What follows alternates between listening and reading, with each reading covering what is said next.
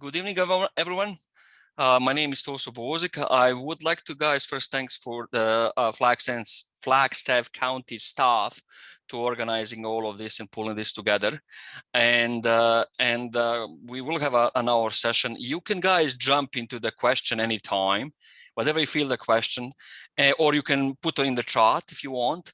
After the webinar, I'm going to send a PDF file to the Flagstaff County that they can, if you share your contact or email contact, they can send you PDF file. It will be quite a bit of information for you tonight.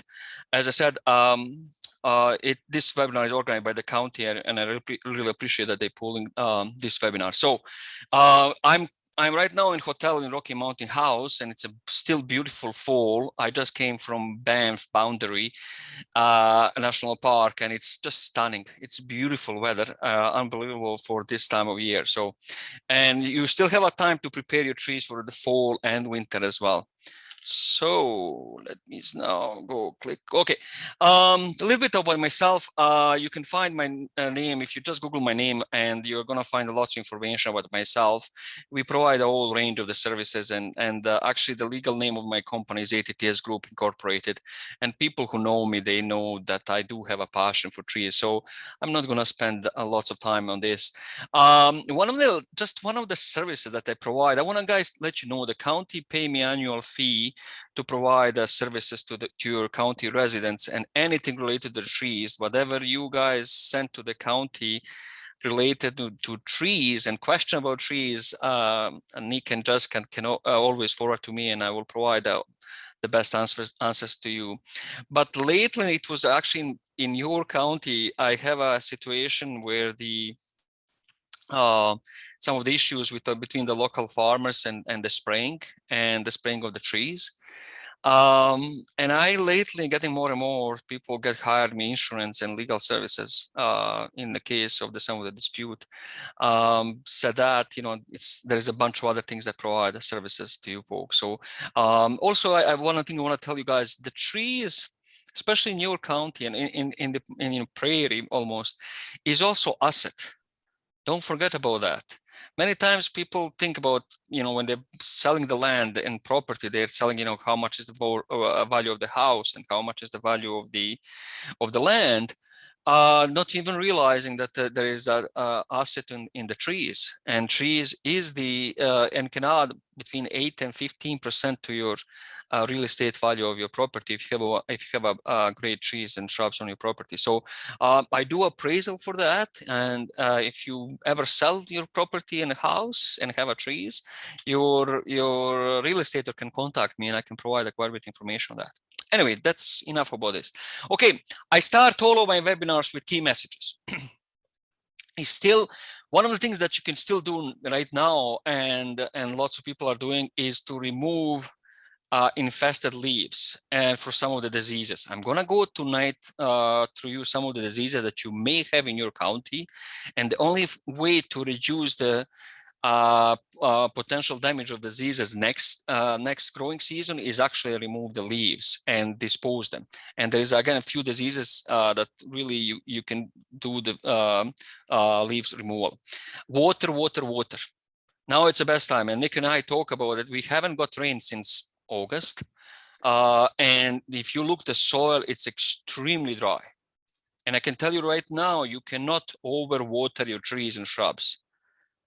It's really very, very important that you water now, and I'm going to explain to you how to do the watering and how much of water and how to do it properly. Wood chips. If you can get anywhere hands on the wood chips, and put the wood chips right now, and then once you put the wood chips, then you water.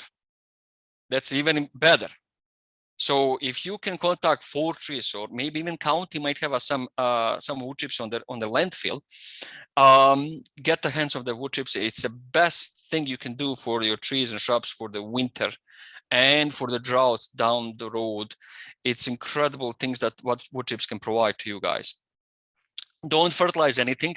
Don't do any soil disturbance. Don't cut the grass and try to damage the roots or trunks. So be very careful with that, because trees are already shut down and they are preparing for the winter.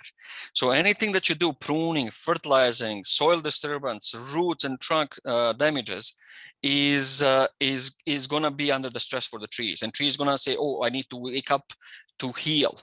So it's very important that you don't put any fertilizer or soil disturbance or any root damages. So use a plastic guard if you have a fruit trees, and I'm going to explain to you. We guys got lots of, during the winter time, is something called sunsclad. And really what it does, it's sun is usually around the 3 o'clock afternoon in February and March, goes very low, provide enough heat and radiation to the young bark of your fruit trees or of your trees. And that's where the bark splits and cracks. And that's next spring, you can see the lots of bark is crack. That is an entry point for the lots of fungi, and then down the road can kill your tree. So, and you're gonna see what I'm talking about.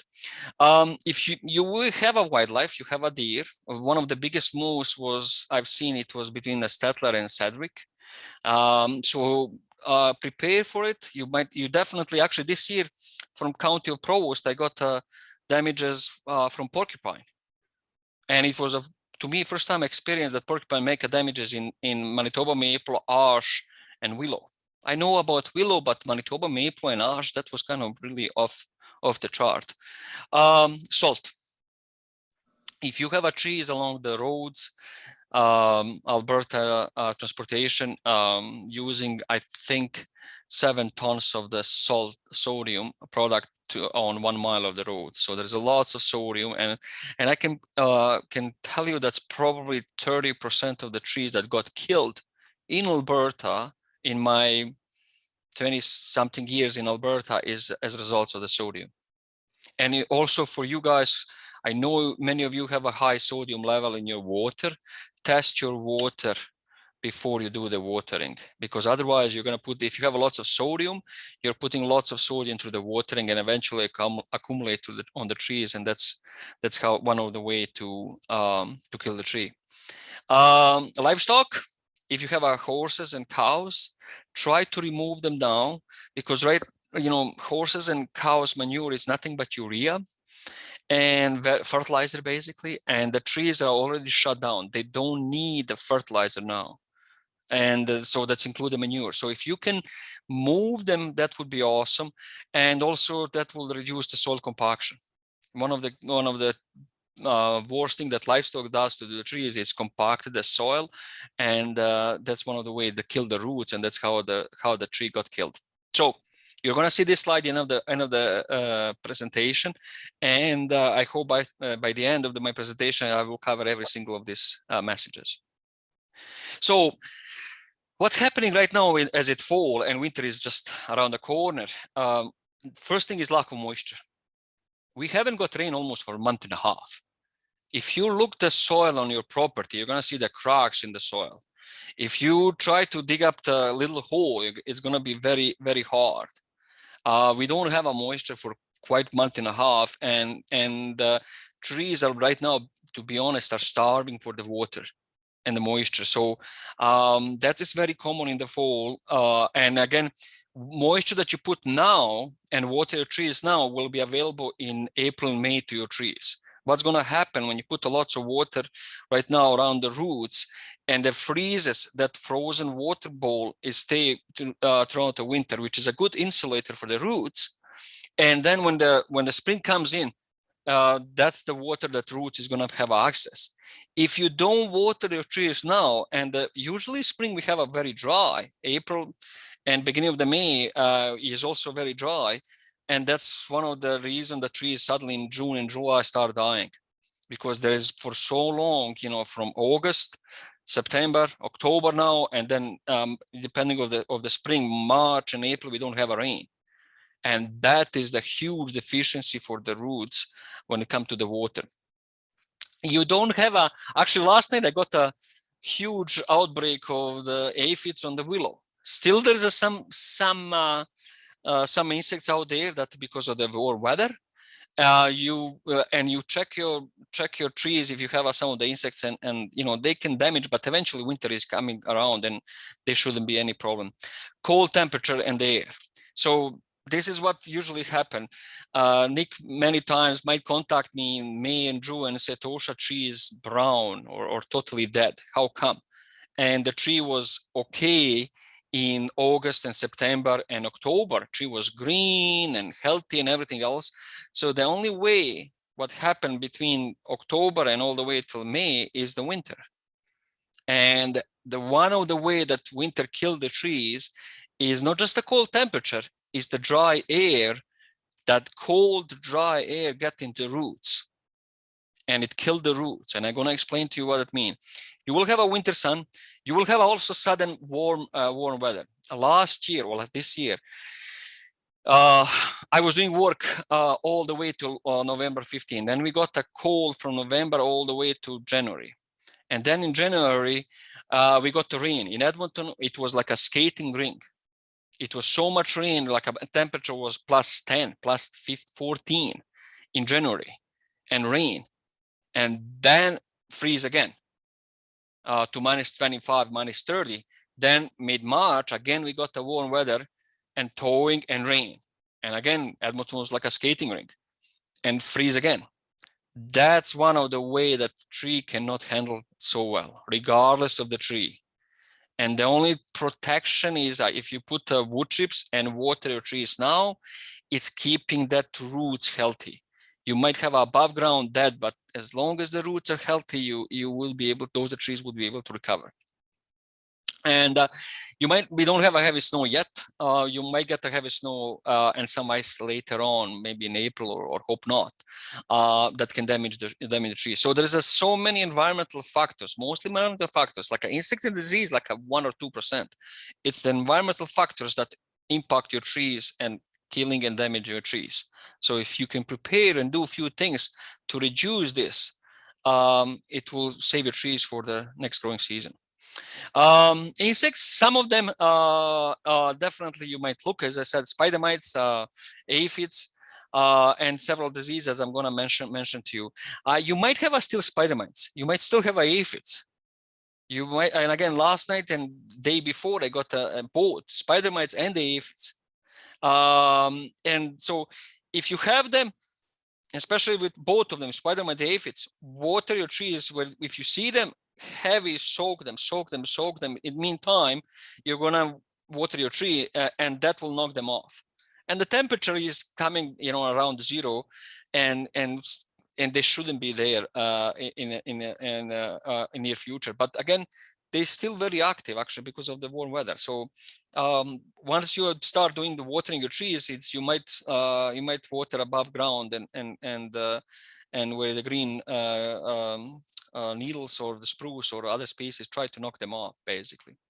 Mountain pine beetle, you don't have it.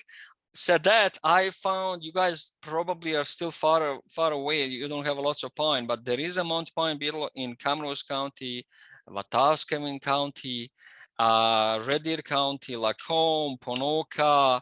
So it's moving eastwards. If you have a pine tree in your shelter belt, watch out. They are spreading. This is the map of 2021. Government doesn't produce any maps on the agricultural zone, but they are east and west of the Wetaskiwin and Camrose. So they might not be far away from your area as well. It's just monitor. Just if you have a pine, just monitor them. Diseases, needle cast, you have them a lot. And how you recognize them, that you're gonna see the new growth of this year, green and nice and flush and soft, and and then you're gonna have in the older needles, you're gonna have they start falling off. And if you come close up, look, it's like a black pepper on the needles, and it's called needle cast. They can definitely, in pine and spruce, they can take lots of older needles. It will never kill your trees, but if you really have a heavy defoliation, what you might do in the springtime, again, put the fertilizer and water them. And you might prune some of the branches to better circulation. But again, just be careful with that. Cytospora is definitely in your county and usually goes after the spruce when you have a whole branch that is just gone. And there is you see the brown color right now, and then the whole needles fell off. If you do have them, you might definitely prune them this winter, dispose them, and when you do the pruning, try to sterilize your tools, during the growing season. In wintertime, you don't need to, it's cold, but take all of those dead branches that you see on the bottom pictures and try to remove them, because it's definitely in the long period can kill the trees. This is also what happened. This is from the sunsclad on the fruit trees, and it's made the cracks, and then this comes in and basically start griddling the tree and kill the tree. So it is one of those deadliest one, and again, the only thing you can do is the pruning and remove them. Leaf spot, you may have them, and it's all on hybrid poplars, and they have this like a spot. If you look at the leaves, even though it might be yellow right now, they are yellow, should be yellow, you might have that black spots all around. And if you look some of the younger trees, they have like a sink bark.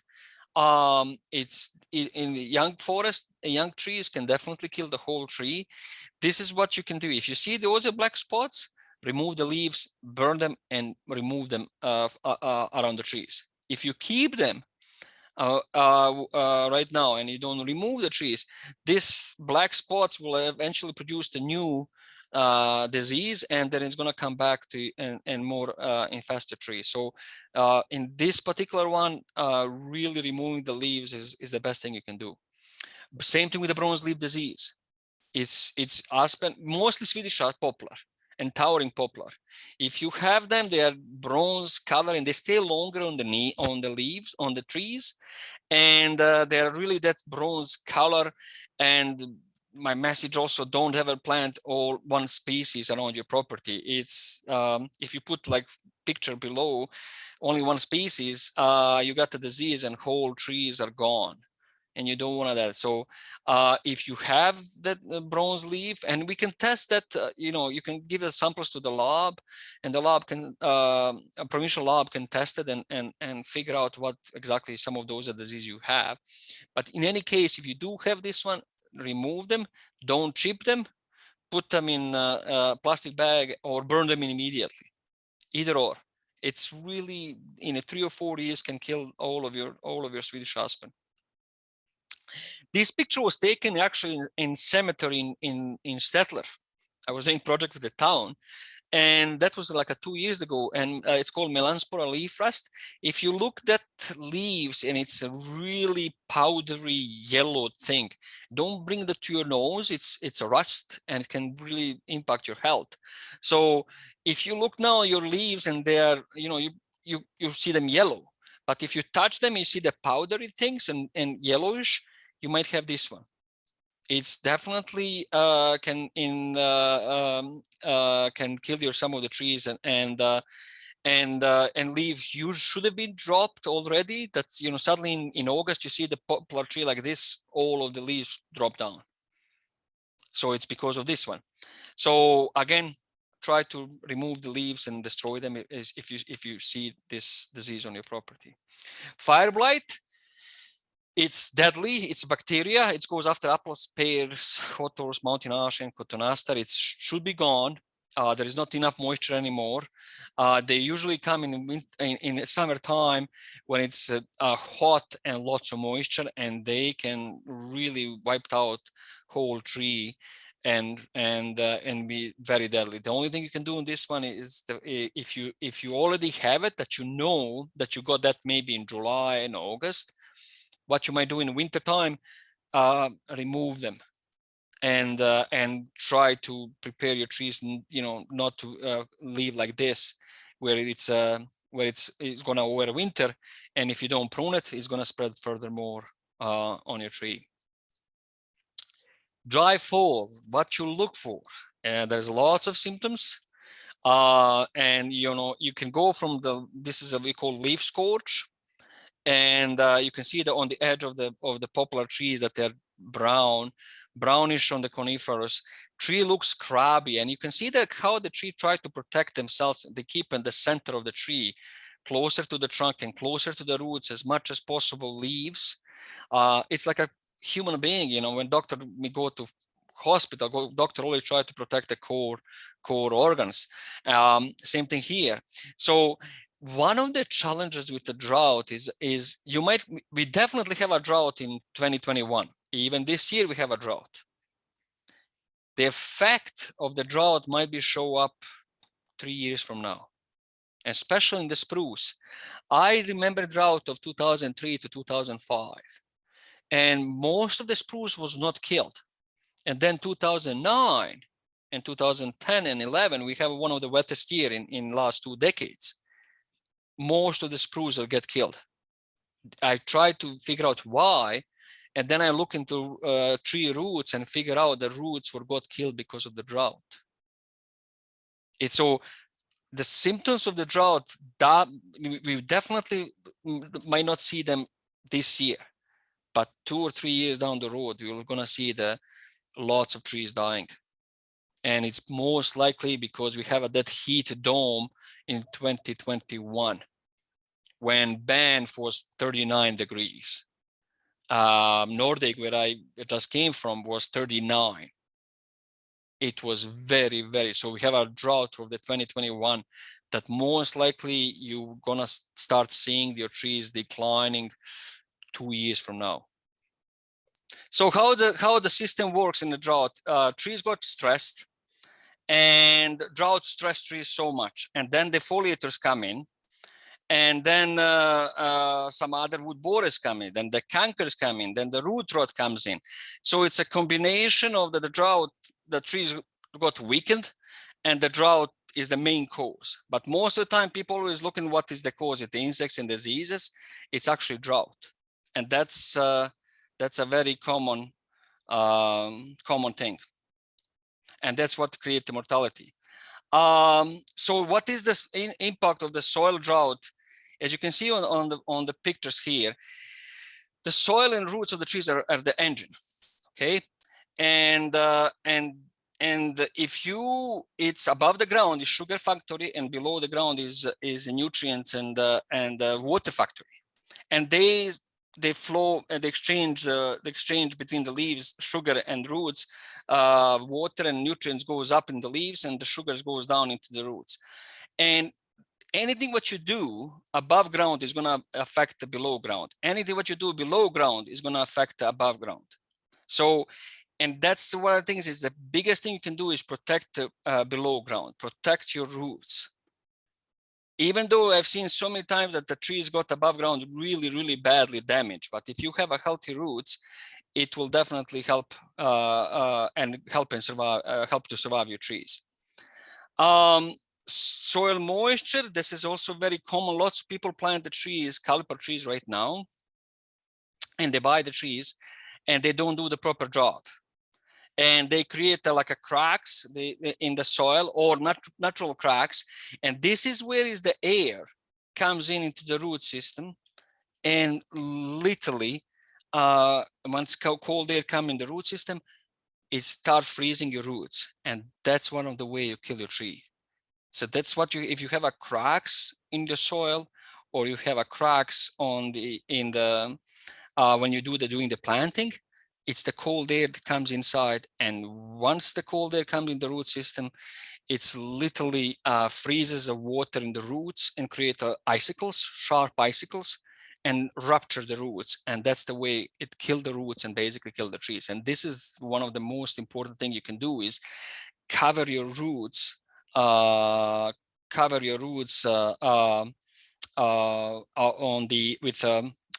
wood chips and water. Compaction, you can see on the left side, you see the lots of nice thick lots of roots, not compacted, small fine roots, and this is just a path, little path that barely few people walk, but you can see how much is compacted. You only have a big roots, you don't have a small roots. and the soil is compact. It doesn't have enough air or nutrients come to or water basically to access to the roots, and that's one of the things, as I always said, try to avoid any possible compaction. Fall watering, depending on the soil type, if you have a clay, sand, lots of sodium or not, age of the trees, if you have a younger or mature trees, newly planted trees, they require most of the water, but regardless of the age, you water your tree as much as you can. Species, pine doesn't require lots of water compared to the spruce or compared to the willows and poplar trees. So you have to understand which one is water loving, which one is not. Quality and quantity, and especially quality of your water is very important. Do you have a sodium? Sodium, again, you don't wanna water your trees with a high level of sodium. What kind of delivery system you're gonna have, and you can water them anytime. There will be cost if you have to hold the water to your property. Test for the sodium. Best way how you check the moisture. You take a trowel or knife and put the 4 or 6 inches, and you pull it out. And if you don't see any soil on the trowel, that means it's dry. If you see the soil, it's wet. The other way, I told lots of people, dig up the hole, 6 by let's say 8 inches, and you're gonna see when you put the water inside the hole how fast water goes. Or when you water your trees from surrounding area, you're gonna see how much water really get in that hole. That you're gonna get some sense how much moisture you have in your soil. With again, slow and deep watering is the best way to go. There's no science how much watering you need for your trees. This is a just rule of thumb. Americans spend so much millions of dollars to figure out how much water is required for the trees, and this is from Minnesota said, you know what, water them depending on the size of the tree, and if from 1 inch to 6 inch, you might require 6 to 9 gallons for a week or something like that. So it's really the best way you know your land and you know how much water you need. And again, do that travel or the knife or dig up the hole and make sure that you see how much water you really need on your property. And depending also of the species, the bigger trees requires definitely bigger amount of water. Where to water, okay, is you water what is we call drip line. Whereas the furthest branches reaches, that's where you start watering. And the reason for that is the roots. Small little roots are furthest away from the trunk. The roots around the trunk are the only one that is holding the trees to standing, basically, in that sense. And as I said, lots of people take a hose and put the hose right way to the trunk. Don't do that. It's really water is going to stay here around the trunk, but that's not where your fine roots are. That's not where the best roots are and most important roots are. They're further away, and then it's like a pancake. And that's why it's important that you slowly water your trees, we call around the drip line, and slowly put the water into the soil. Mulching is whatever mulch you can get on it. Put a mulch around the trees. And if you have a small a caliper trees, create a donuts, never put next to the trunk. And the reason for that, when you put the pile up your mulch next to the trunk, it's a moisture that is come to the contact with the bark, and bark starts rotting, and the fungi comes in and basically kill your tree. So don't put the wood chips around next to the bark. That's my message to you. But how much? 4 to 6 inches, as much as possible. You put wood chips. You can get arborist wood chips. Again, if you can contact a forestry or a utility company, they sometimes don't know what to do with the wood chips, but they do, and they can give away for free for you, or maybe county might have a free wood chips. What are the benefits? The biggest benefits is protect the roots from the cold air, winter freezing. It's incredible how much it does protect. And then when it's dry, it's protect your roots from the hot air to coming into your roots, and then slowly keep the water inside of your roots and retention, especially doing it right now. If you put the wood chips in the spring and you water them now, even now you're going to touch under that wood chips, you're going to find the moisture.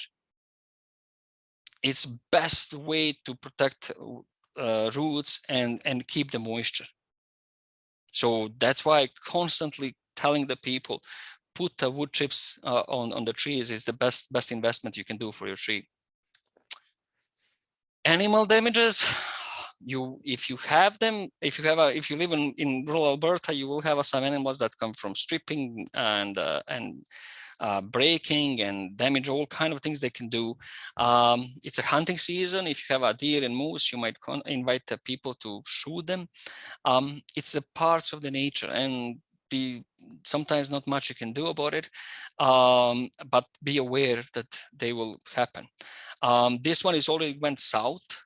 I got lots of folks asking me about these little lines of and the holes on the trees, and it's very common usually from May till September, and it's protected bird, actually, matter of fact. But if you like the hummingbirds, and I've seen in your area around the Killam, a good friend of mine, Don Ruzika, had many hummingbirds, and they are actually the yellow-bellied sapsucker holes. It's a perfect food for the spring sap for the hummingbirds. Not much you can do. It's a bird. They can go up and down, and don't put a burlap or anything like that. It just doesn't help at all. Deer, moose, elk. You might not have an elk, but for sure you have a deer and moose. They can really create a significant damage to your trees, especially those trees that you water so much, and they're succulent and they're new growth. They will go after and browse. The moose diet, like 90% of the moose diet is shrubs and willows, and 10% they eat grasses. So they love eating the trees and shrubs. Porcupine, I know in east of you there is quite a bit porcupine population over there, and I'm surprised that goes after the Manitoba maple and ash trees. Not much you can do. Some people just shoot them, but there is plenty of other benefits that porcupine brings to the environment. Walls, they look like a little mice, and so this is what happened to a friend of mine in Red Deer. He put lots of wood chips around his shrubs, and I told him not to do it. And the walls live in these wood chips, and then during the winter time, go and griddle his trees. And why they like these settings? Because the owls and the birds or others cannot come and hit them. And so it's a perfect habitat when you do that. So and they can definitely griddle your trees and shrubs and kill it. They strip all of the bark and cambium layer and basically can kill it. So if you have it, this is the way you put the wood chips, move them away from the trunk. And if you have open spaces, it's cold and they don't like to go from cover of the snow to the cold air, and also they're exposed to the predators, but they can create the damage. Winter sunburn, you will have a lot, and it's what happened. It's usually when it's cold day, but you have a lot of sun and southeast, southwest exposure, and whole conifers get brown. This was a picture of my neighbor. Entire cedar was brown, like 100% brown, and he wanted to cut this. I did a close inspection. I said not to. Now, guys, 3 years later, it's 100% green. And the best way you do it, when you see the brown in May or April, May, come look close up, and you're going to see the bud on the spruce. And you touch that bud, and if it's sticky and green, and you see that this is alive, they will flush out. And this is where they flush out. If you touch it and it's totally dead and crumble, it's dead. I always said, if your conifer tree doesn't flush out green needles by end of the June, it's kaput. The only thing you can do, again, mulch, fertilizer in the spring, and do the proper watering in the fall, and also watering in spring. And again, good example is my neighbor cedar. He wanted to cut all of them. Now they are 100% green, and they were like 100% brown in that sense. So just be careful with that. Winter dieback, it's usually happens when you plant some of the trees and shrub species that are not suitable for your zone. So some people plant zone called hardiness zone 4, and they only can grow for the 2. And I have in my yard silver maple. Every year grows like crazy. Still haven't shut down, even though it's a fall and winter is coming. And then next spring, it became like this. And then I prune again, and they shoot again, and eventually it's actually reached, in my tree, reached 30 feet, and I'm still happy about that. So the only thing you can do is the pruning and watch out what kind of species you might plant on it, but it is happening. Sodium, it's definitely a long time killer. Sodium kills, like in this particular case, along the streets, and it's lots of spraying of the sodium, and the sodium, hit the trees and literally burn it. But the most dangerous one is when they go into the soil, and the trees through the root system absorb the sodium through the water and store them in the trees, and eventually that's how they kill the tree. So it's definitely, if you have I think, Nick, I sent you the salt tolerant species fact sheets. If people are interested, you can share with them that. Just don't plant the spruce along the roads in the area when you have lots of sodium. Spruce is notoriously susceptible to the sodium. Many other species too, but spruce, especially spruce, is very susceptible to the sodium damages. Sunsplat. Okay, so remember, guys, I told you about the guard, plastic guard. So if you have a new, just planted the trees of the ash, maples, linden, birch, and all of the fruit trees, and they're young. So in the winter time, again, from southwest, sun hit the bark that is young and literally cracked. And that's where, when you see on the top picture, where is the crack, and eventually it's killed the trees. In many ways, tree try to recover and provide a new growth, and the diseases comes in. So what you do, you buy the plastic guard and put them now, and then in May take it out. And what happened when the sun hit this plastic guard, doesn't hit the bark, and it's reflect. And that's why you're not going to have a bark that is cracked and burst.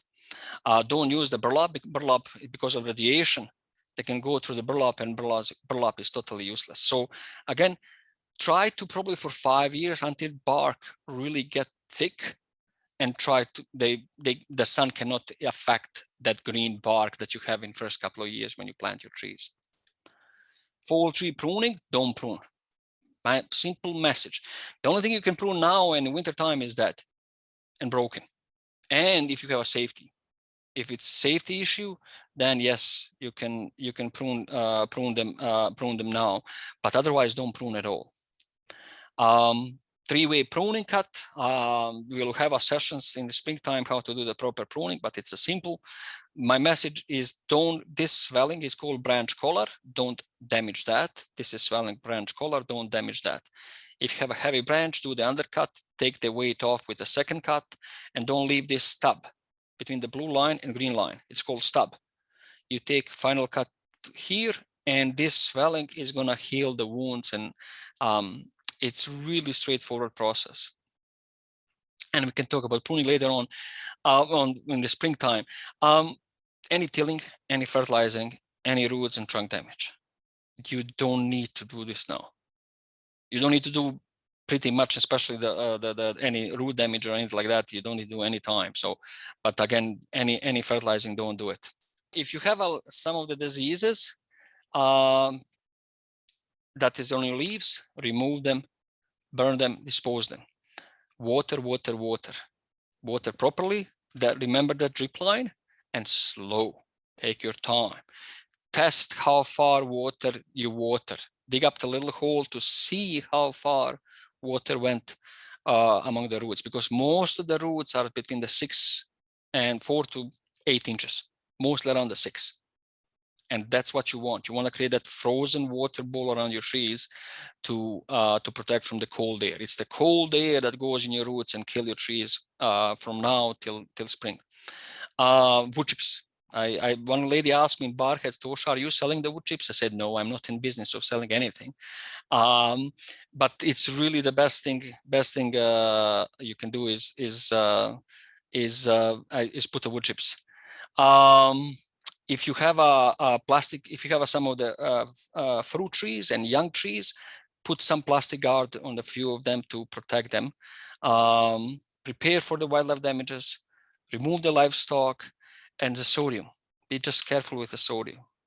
Sodium, and if you have, especially if you have in your water, if you have lots of sodium in water, it's really in the long term, you can kill your trees, no doubt about that.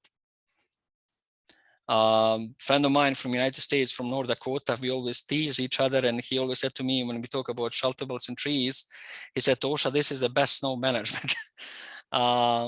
This is my contact, this is my name. As I said before, your county paid me for annual fee. Any question that you have, anything that you would like to know about trees, anything, contact Nick and Jessica, and they will then contact me. They already have a lots of fact sheets and information that is available to you. So any questions? Any questions, Nick? Somebody? I'm just wondering if we could go over tree planting in the fall. What do you mean? What are the do's and don'ts? For the tree planting in the fall. Yeah, we can keep it very basic. Do the proper planting, Nick. And because probably I assume you're gonna plant the trees with the caliper trees, right? Yes, that's right. So what you do with the caliper trees, you know, most people buy the caliper trees and with the spade, exactly. I always said to the people, go with a bigger hole and take the burlap, take a wires, take everything of that, put it down. And then when you put the trees, compact the back soil in that bigger hole. It's extremely important. So I think Nick, I have a fact sheet that can look for the fall for the tree planting of the caliper tree planting. People can do, you know, look into that, and it's relatively straightforward. There is also video from the Tree Fund Arbor Care Arbor Foundation that they have a video of like 2 minutes how to plant caliper tree, and it's really straightforward. Whatever you do, make a bigger hole, make under the slope of that hole, Nick, and then you put the caliper trees, take the burlap, take the wires, take the ropes, plant where is the tree root begins and the trunk begins, that be in the same level of your topsoil, and compact it, and make sure that everything is nice compacted. It doesn't have a lots of air. Remember in this photo when I show where they made mistake. Yeah, in this one, what they've done, Nick. So this is what in a fall tree caliper planting. So take these wires, take these ropes and everything else, make this hole much bigger. And this is where the trunk is, and this is where you dig this up, where the roots, you're gonna see the way the roots start going down. That has to be in level of your ground. Okay. And then when you dig up the bigger hole, fill up the hole with the soil, parent soil, don't add any new good soil, and compact it, and make sure that you don't have a open air. And that's the best thing. And then you put the wood chips around 6 inch away from the trunk. Then I put lots of wood chips around, and then you water that wood chips, Nick. Right, and it's like you mentioned previously, it's very important when you're putting wood chips down not to just kind of mount them up against the trunk, kind of that donut style, right? Yep, that's correct. Yep. Okay, I have one more question too. Go ahead. With black knot, I know we're not supposed to prune in the fall, but what about removing black knot? Wait probably when really freeze coming there, because we have a warm weather, and in your area still they shouldn't be active, but you never know with the fungi. So the That's best right. thing to And sanitization, right? yeah, the best thing to prune is February, March, when it's really, really cold. Then you don't need to do any sanitizer, nothing. It's knock them Right. off. The only time Yeah. when you need to sanitize them is when it start growing and during the growing season, then you can spread it. But I always said it's the best time, January, February, March. You don't need to Okay. sanitize anything. Just knock them off. Go probably 6 inch where the black knot is. Go below that, or maybe a foot. And once you cut it, don't leave them around there for the next spring.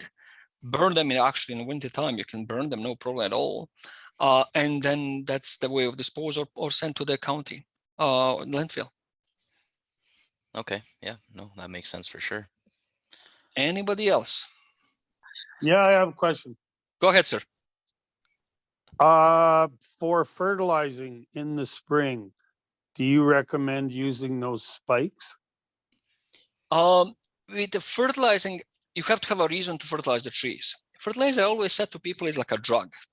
Okay, it's like, I said to guy, well, it's like a fentanyl. So you have to have a reason why you want to fertilize it. So if your trees are hit by the winter hard, or it doesn't grow very well, so there is insects and diseases, so you add the fertilizer to boost your immunity of your trees and to survive. If you don't have that kind of problems, and you just fertilize it to forget the growth, there is a danger of that sometimes growing too much. It's not the best thing for the tree either, in that sense. So you can use the fertilizer spikes, and remember also drip line. Whereas that drip line for the water, that's the same drip line for the fertilizer spikes. You can put around.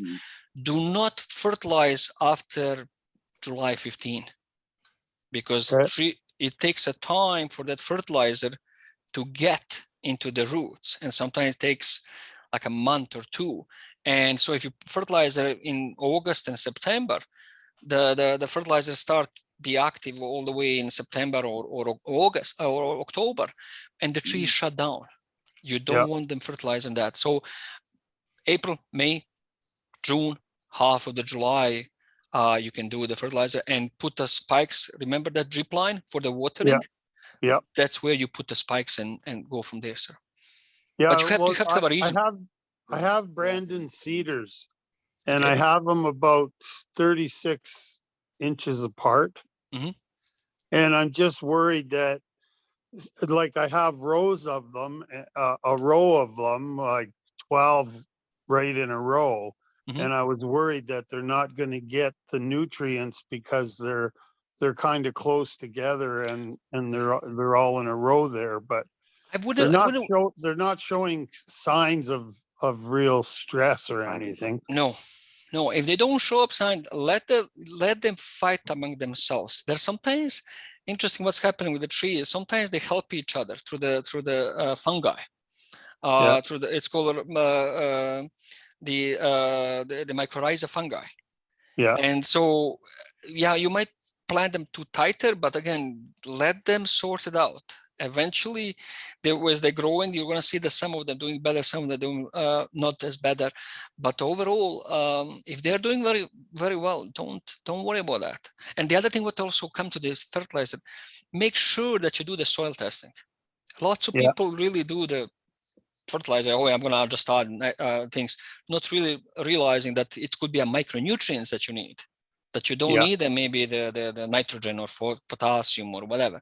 So I think I can remember I paid like $60 for the soil testing, and I asked them to look, and I know exactly what my soil is missing. Okay.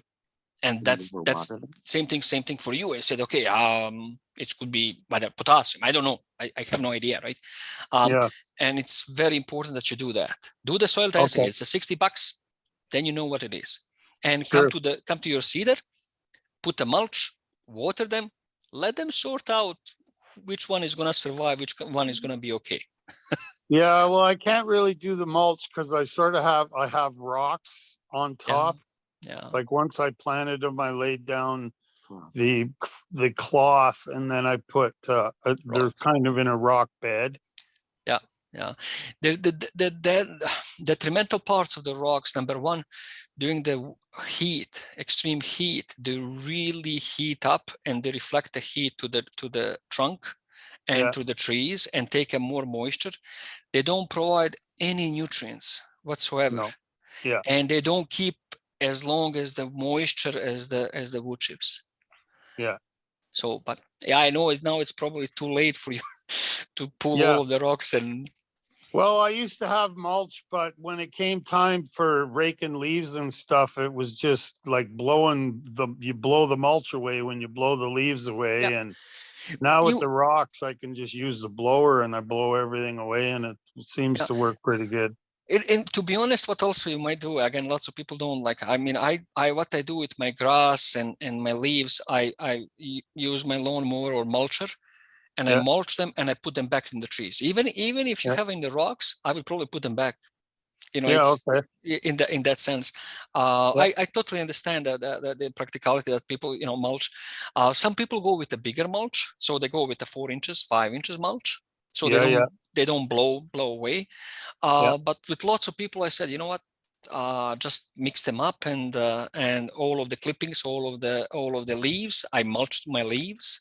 So I got 2 Swedish aspen, huge amount of leaves. So what I do, I collect them, run through my lawnmower with a mulching option, and I take that and put it back into the soil around the tree. Yeah, and you're putting the nutrients back in the soil. Yep. On top of the rocks. Right on. Yep. All right, thank you. You're more than welcome. Anybody else? I have a question. Go ahead, Jessica. Thank you. I may be throwing myself under the bus a bit here, but we were experimenting this year. We planted our shelter belt, and then we used hay around the trees to make a donut. And just while our thought process was hopefully it would help keep moisture and keep the ground warm. But now I'm wondering if that's going to be something that would attract more rodents and do damage to the trees, or do you think that would be fine? It should be fine. One of the things with hay, you gotta also watch out, Jessica, for the residues. If you're just a hay, or lots of people use the straw, and in the straw you have lots of residues of Roundup or some other herbicide that's used in agriculture. So number one, make sure that doesn't have any herbicides, any residue of herbicides, because that can go into the soil, and trees through the roots can absorb that herbicides and basically kill your trees. If you don't have a rodents, you're gonna find out very quickly, do you have a rodents or not? Even you're gonna see if you have in your lawn and you see like a little pathways, then you know you have a rodents. You know that they're going all around, and I've seen many times on the farm like that. With the hay, again, it's also much easier to wind to go blow. What you might do, just keep it as it is, and if you really want, add extra wood chips on top of the hay, and make a little bit room for the 4 inches, 6 inches that just doesn't touch the bark, and that doesn't have that moisture close to the bark, and the fungi doesn't come in, and the rodents, again, they will try to avoid that cold opening between the mulch and the branch. In that sense, hope you answered that, Jessica. Yes, thank you very much. Anybody else? Hi, it's Brenda. Can you Brenda, overwater the Brandon cedars? Can you water them too much? What kind of soil do you have, Brenda? Whatever we have in Cedric. That doesn't help me. That doesn't help me at all. I don't know. If you have a heavy clay, and the only reason I'm asking you, but if you have a heavy clay, the clay, when it's dry, it cracks, and it's like a cement, and the roots cannot go through the clay. When it's wet, or you add too much water, the water stay above the clay and literally drown your roots and depriving them from the oxygen. Okay. Right now, my friend, if you water them now, winter is coming. So you cannot always water them, to be honest. Okay. You can't do that. Just again, sometimes for your own sake, again, you and your husband dig up the hole, and just do what I tell the people. You take a hole 6 inch by 8 inch, and you can measure how much water you can fit in that hole, and fill up with the water that hole. And for example, you do it now, or you take 8 o'clock in the morning and come at 6 o'clock at night to see how much water is in that hole. If you have that hole full of water, therefore you have a lots of clay. Okay. If you have that hole that is half of the water that you added to, you have a half clay, half of the good soil. If you come and at 6 o'clock, no water at all, therefore you have lots of sand. And that will tell you how much you really need of water. So I can just build a hole like 6 by 6 inches and by 8 inches and fill up with water. And 9 o'clock in the morning. And if you want to check out 3 o'clock in the morning, 3 afternoon or whatever, 1 afternoon, 3 afternoon, to see what's happening with that water in that particular hole, then you will know what kind of soil you have. Good. Thank you very much. You're more than welcome. Yeah, I'll also mention we also have soil probes at the administrative building here in Cedric that we lend out. So part of the process is just signing a rental agreement with us, and I think we take a $25 deposit, and then you have it for about 7 to 10 days. So that's another way you can find wonderful out service.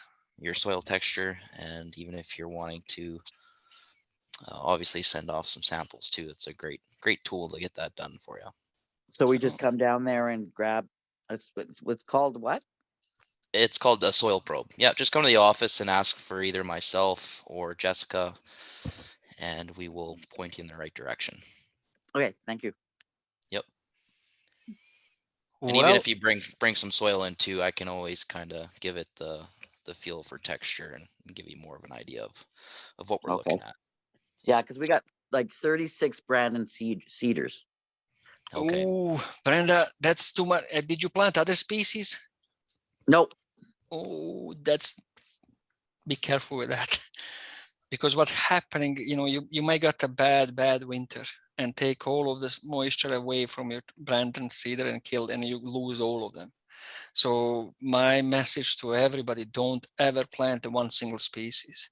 Plant as many as possible you can plant. Because otherwise you might get cedar rust. You might get all kind of things that happening naturally, and can wipe out all of them and all of your work in relatively short period of time. So I said to everybody, plant as many. You could have different cedars. You can have a different conifers. You can have a different shrubs, and still achieve what you want for your property. But I constantly telling everybody, never ever plant single species on your property. The more you have, the better it is. Wow, they're 5 years old, and they're really healthy. Good, wonderful. But we want to keep it that way. Yes, absolutely. And I hope tonight, after I give a talk, that this talk was helpful to you. Yes, very much. Thank you. Yeah. Nick, anything else? Yeah, I'll just mention one more thing. So we are doing the cost share program with our shelter build establishment program this year. We're probably going to start it in November, and then the deadline for the tree orders is January 31st of 2023. Wonderful. That's a wonderful program, guys, that you have. It is. Most of the county don't have it, and you guys do have kudos. No, especially with the cost share program, it's a really, really good deal for those who are wanting to take advantage of it. Yeah, no, that's wonderful. Wonderful, man. We'll have a spring how to plant the trees. Yes. Both caliper, potted, and small trees. Yes. All of it. I'm looking forward to it. I will look as well. Okay, folks, if nothing else tonight, I want to thank you. Good night. Thank you so much. And again, thank you, Nick and Jessica and county staff for putting this together. And I looking forward for the springtime to see you face to face and have a hands-on workshop. Yes, we'll be in touch. Thanks again, Toja. Really appreciate it. Thank you. Thank you, guys. Okay, bye. Bye.